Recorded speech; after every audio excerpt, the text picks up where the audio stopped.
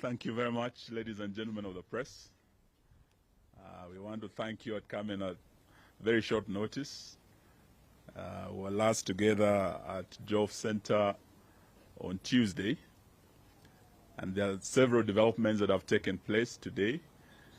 The Azimio leadership, led by our leader, the Right Honorable Raila Odinga, would wish to address the nation on these matters of vital national importance. But as you are aware, since Tuesday, we did yesterday present our notice to the Commander Nairobi region, Bwana Bungei. We were there with the Honorable Oparanya, the Honorable Kioni, and the Honorable Wajakoya. The 20th demonstrations, Bwana Bungei said he had not been given proper notice. He had not been given 3 days clear notice. We took this responsibility yesterday to give him a clear 5 days notice, and those notices have been circulated across all the police stations. So he has no excuse whatsoever but to provide security on Monday and Thursday when we'll be holding our demonstrations. And their role as the police would really be to facilitate, to provide security for all demonstrators who will be holding peaceful demonstrations on Monday and on Thursday. And it is my honor and privilege now to invite our leader to come and address the nation, the Right Honorable Raila Odinga.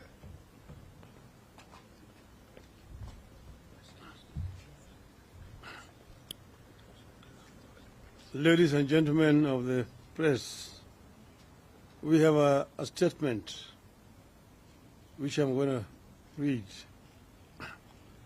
Fellow Kenyans, several important developments have taken place since we last addressed the nation 2 days ago.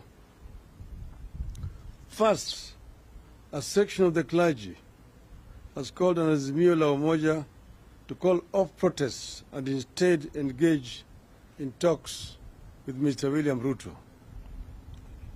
Our answer to the clergy is in the Gospel of John chapter 8, verse 32, which says, and I quote, "Then you will know the truth, and the truth will set you free," unquote. All that Azimio is looking for with regard to electoral justice is the truth. The truth includes the opening of the servers for a forensic audit of the election results, tangible actions by the regime to lower the cost of living, restoring the subsidies on fuel, electricity, education, and food, stopping the unilateral reconstitution of the IEBC, reinstating the 4 IEBC commissioners, ending the tribalization of the public service appointments, and cancelling the appointments of 51 CAS or CASs that has no constitutional basis. We are aware that the regime is moving ahead to privatize state parastatals without the authority of Parliament. We call on our members of Parliament to stand firmly against this illegality, to give away crucial national assets without public oversight. Secondly, Mr. Ezra Chiloba, the Executive Director of the Communications Authority of Kenya, CAC, issued an illegal and unconstitutional order censoring the media and threatening sanctions for their truthful reporting of our demonstrations. We agree with Democrats around the globe that the democracy dies in darkness. With this action, Mr. Ruto is opening the full dictator's playbook to kill Kenya's democracy. We in Azimio will not and cannot allow Ruto to take us to the dark days of yesterday.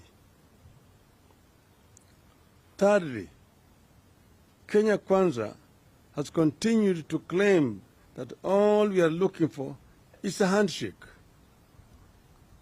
We emphatically refute these unfounded rumors that we are protesting to improve the lives of Kenyans because we want a handshake. This is an insult to the intelligence of Kenyans. We cannot and we will not participate in handshake with an illegitimate regime. We condemn in the strongest terms possible the illegal arrest of minority leaders, Honorable Pia Wandai and Honorable Justice Stewart Mazayo, alongside fellow MPs, MCAs, and activists who have been charged before a ATPU court in Kahawa law courts with false allegations. This is anti-terrorism court. These patriotic Kenyans who have been arrested have done nothing wrong. We demand that the charges be dropped unconditionally with immediate effect. Further, following consultations with stakeholders, we have agreed to call off our boycott of the Star newspaper. Instead, we have filed a complaint with the Media Council of Kenya on the paper's biases. Finally, we call upon all patriotic Kenyans to come out in large numbers on Monday, 27th March 2023 in Nairobi for the mother of all demonstrations, and to do so peacefully. Dated this 23rd day of March 2023. Great. Now, having done that, I want to add that we have very authentic information that on Tuesday evening, the Mr. Rigathi Gachagua convened a meeting at his residence in Karen. In attendance was Mr. Kamoi Chungwa and also Mr. Ndindi Joro.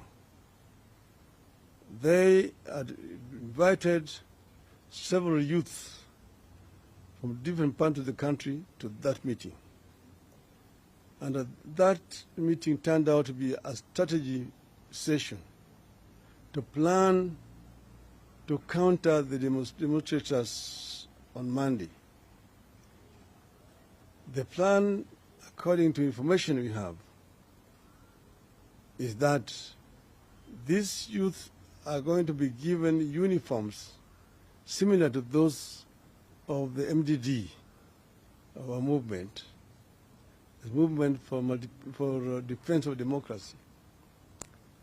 Then they will mix with our youth and accompany them throughout the demonstration. But at the end of it, they are going to be armed. They are going to be carrying not only stones, not knives, and pangas, which will be disguised, but they will also be having weapons, guns. And then they will shoot, they will stone, they will knife, and the aim is to kill over 1,000 people. And then they're going to now make a case that there's a bloodbath and try to send those who are leaders of Azimio to ICC. We want to condemn in the strongest terms possible this kind of nefarious criminal plans by these people to try to cause mayhem and bloodshed in our country. We have said ourselves that we are a peaceful movement. We don't want any bloodshed. And we want to urge Mr. Gachagua and his people that the plans you are trying to make are evil and they will fail. We are peaceful people and we want only peace.